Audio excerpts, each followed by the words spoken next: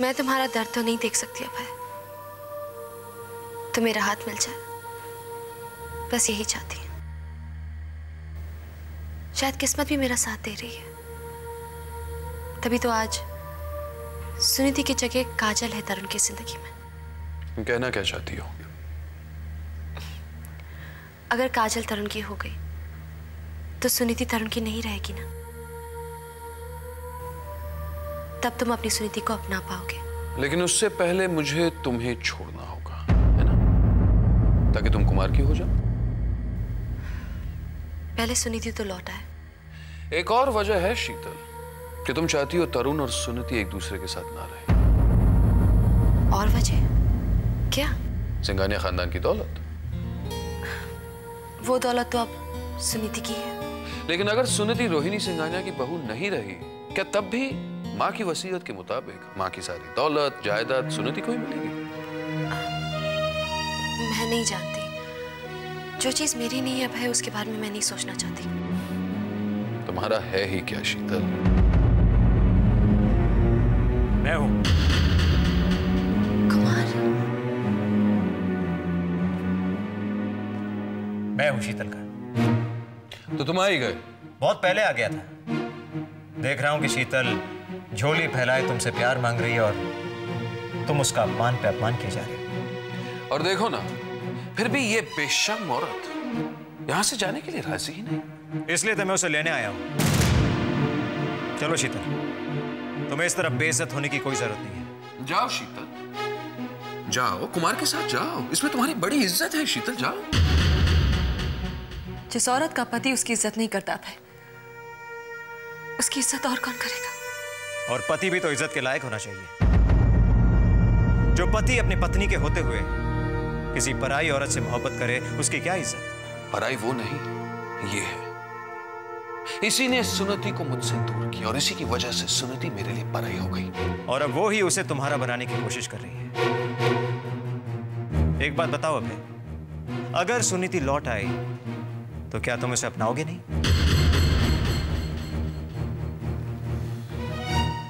नहीं। झूठ बोलते हो तुम। नहीं कुमार, ये सच कह रहा है।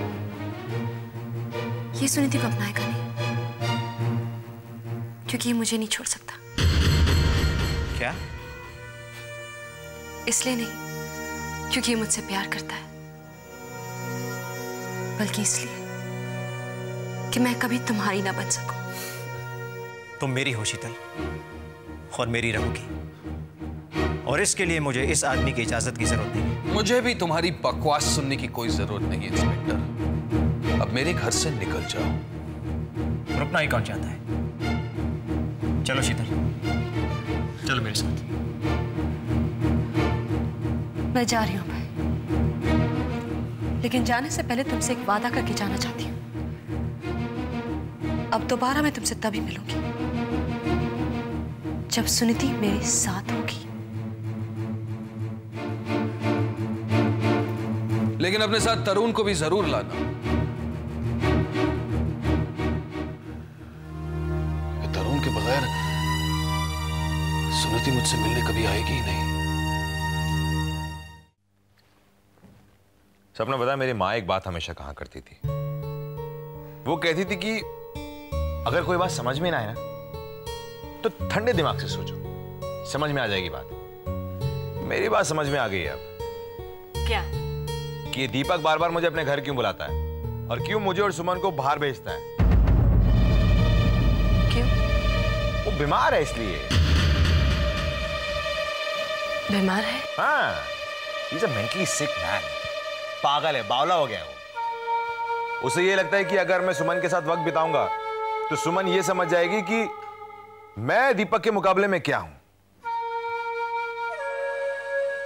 Really? हाँ, जहां दीपक इतना सुलझा हुआ है, मैं बिल्कुल उलझा हुआ हूं।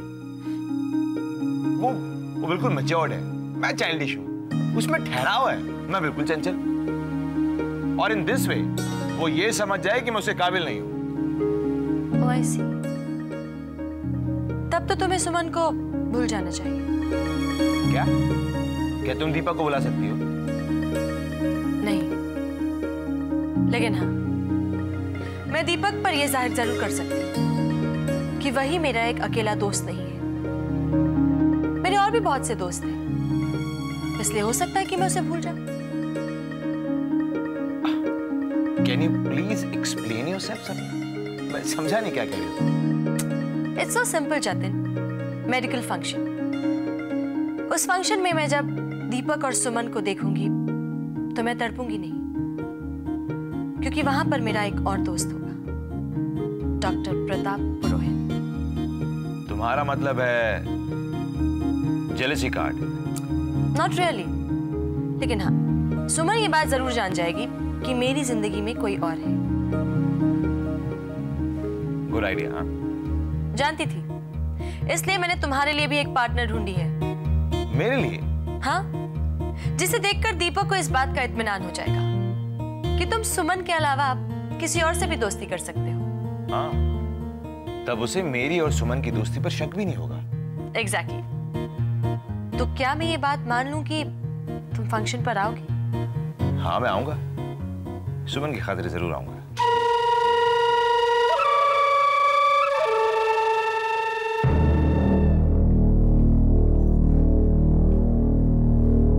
ये शीतल का फोन कैसे नहीं आया अभी तक? अरे फोन आने का होएगा तो आ जाएगा ना, तू बस इतनी देर से मैं देख रहा हूँ फोन लेके इधर उधर घूम रही है और ऐसे घबरा रही है जैसे कोई परीक्षा देने जाने का है तेरे को। परीक्षा ही तो देने जा रही हूं मैं, और अगर मैं इस परीक्षा में पास हुई ना तो मेरा दिल कहता है कि आज के बाद मेरी पूरी दुनिया बदल जाएगी मामा। बात तो तेरी सच्ची है, पर तेरे को डर लग रहा है क्या? डर? मामा, मैंने अपनी जिंदगी में बहुत से झूठ बोले हैं, पर ये झूठ इतना बड़ा है कि मेरी पूरी जिंदगी झूठी बनकर रह जाएगी। तो तू ये काम नहीं करना चाहती? मामा, ये सिर्फ एक काम नहीं है, ये पाप है, अपराध है ये। और ये तेरे को तब तक पता नहीं लगेगा जब तक कि तू ये काम नहीं कर लेती। और जब तक तुम्हें पैसे नहीं मिल जाते। पैसा? पैसे का काय रे? पैसे का मोह नहीं मेरे को। तेरे को ये काम नहीं करने का मत कर, पर मेरे को मालूम तू ये काम करेगी, क्योंकि तेरे को ये काम करने का है। हाँ, सच कहा तूने। मैं ये काम करूंगी मामा, मैं ये काम करना चाहती हूँ, क्योंकि मैं जानना चाहती हूँ कि अभय कौन है।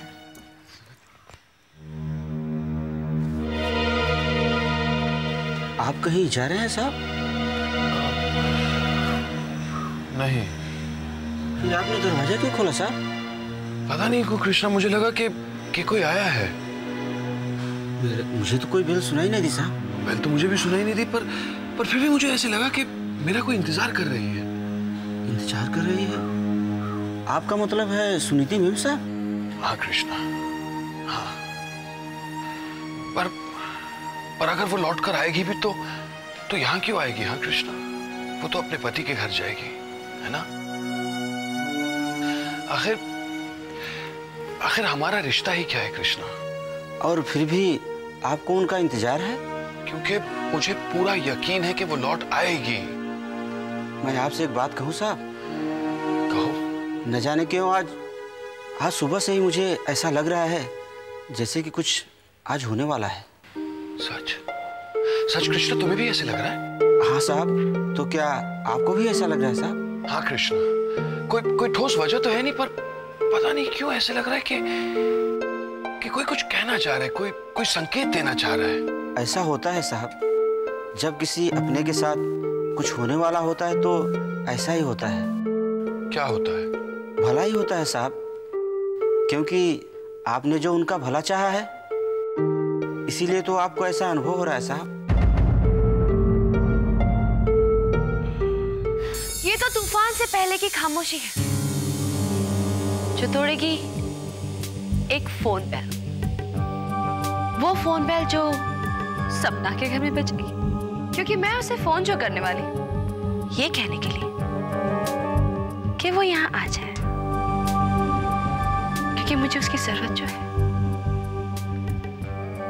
अभय ने एक बार फिर मुझे ठुकरा दिया। कुमार वहां आया था, लेकिन कुमार मेरे साथ यहाँ तो नहीं रह सकता था। तरुण जो है यहाँ,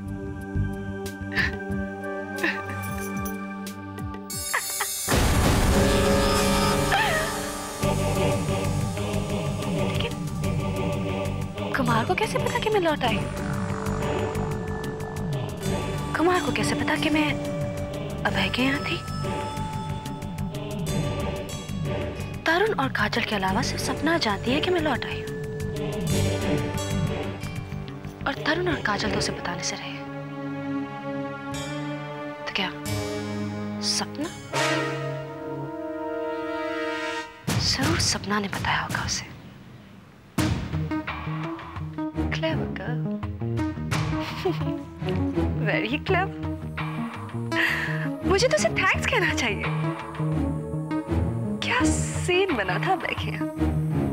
एक तरफ अभय तो दूसरी तरफ कुमार, और बीच में ये क्लियोपैट्रा, एक जहरीली क्लियोपैट्रा जो अपना फन फैलाए ठसने के लिए तैयार बैठी है। और इस बार वो सुनिधि को ऐसे डसेगी कि सुनिधि मर जाएगी, और मरते मरते वो सब कुछ मेरे नाम कर जाएगी। सब कुछ मेरे नाम। क्या सोच रही सुमन? दीपक, पता नहीं क्यों मुझे सुबह से ऐसा लग रहा है जैसे जैसे सुनीति मुझसे कुछ कहना चाहती हो। यही ना कि वो लौट के आना चाहती। आपको कैसे पता चला? सुमन, इंसान ख्यालों में वही देखता, वही सुनता है जो वो देखना और सुनना चाहता है। तो क्या आप ही नहीं चाहते? मैंने ऐसा तो नहीं कहा सुमन, लेकिन क्या दीपक? सच्चाई क्या है ये तुम भी जानती हो और मैं भी जानता हूँ।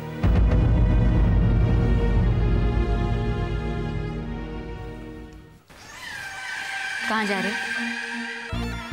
Yes, passing. दारू पीने को ना? पूरी गला बहुत सूख रहा। अब हम 2 मिनट में गए और आया। तू बस ना फोन के पास बस। मैं आता हूँ। मामा, कौन हूँ मैं? कौन हूँ मानी? मेरी पहचान क्या है? किसकी बेटी हूँ मैं? मेरे माता पिता कौन है?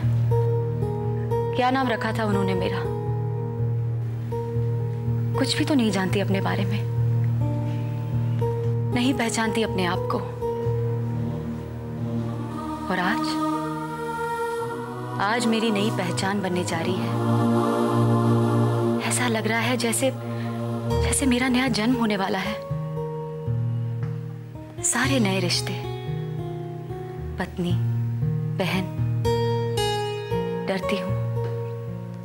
डरती हूं मामा कि इन सारे नए झूठे रिश्तों में मैं कहीं अपना एक ही सच्चा रिश्ता न खो बैठूं। तुम्हारा और मेरा रिश्ता मामा।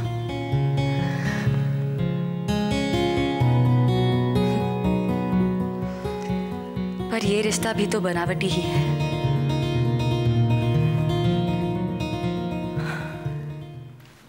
काजल, तरुण आ गया?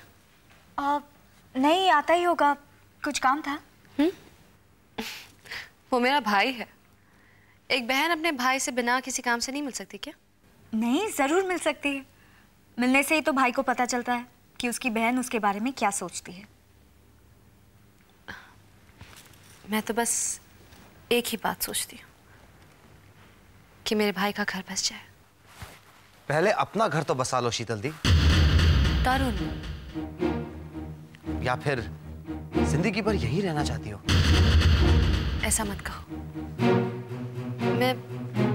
मैं अभय के यहाँ गई थी, लेकिन उसने मुझे वहां रहने नहीं दिया। तो फिर कुमार क्या क्यों नहीं चली गई? तरुण, तुम क्या कह रहे हो? कहने दो उसे काजल, ये मुझसे वो करने के लिए कह रहा है जो ये खुद कर रहा है। क्या मतलब? मैं तुम्हारे और काजल के रिश्ते की बात कर रही हूँ तरुण। शीतल दी, सुनीति मर चुकी है, अभय नहीं। और वही अभय ये मानने को तैयार नहीं। लेकिन तुमने कैसे मान लिया कि सुनीति मर गई? तुम्ही ने तो लाश को पहचाना था ना?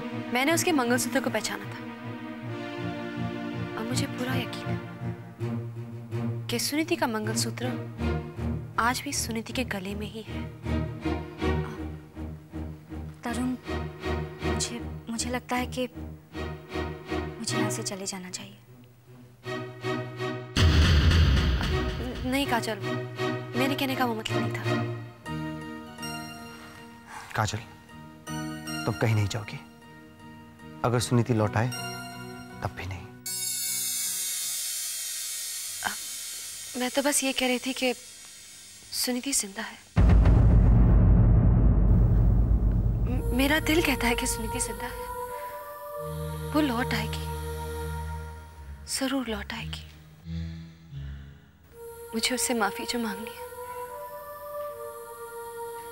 माफी मांगनी है मुझे उससे। माफी।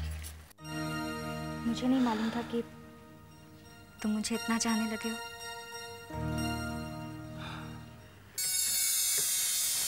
हाँ, तो ये बात है। सिर्फ त्याग ही नहीं, सुनीति के दिल में अपने लिए नफरत भी पैदा करना चाहता है मेरा बेवकूफ भाई।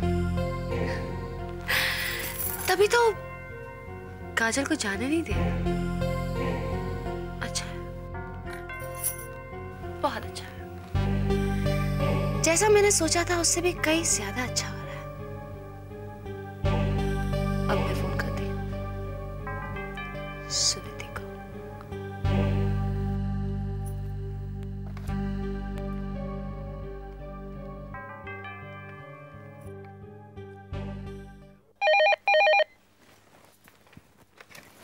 हेलो, आ जाओ।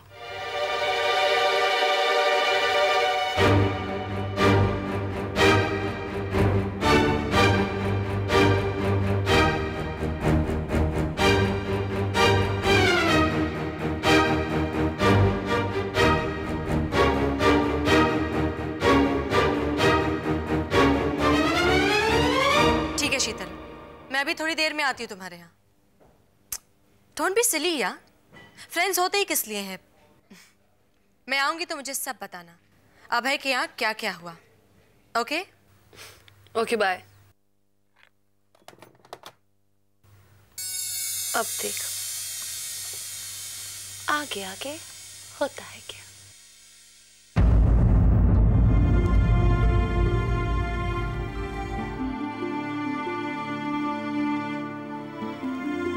सुनीति सिंघानिया जो आज पहली बार अपने ससुराल जा रही है।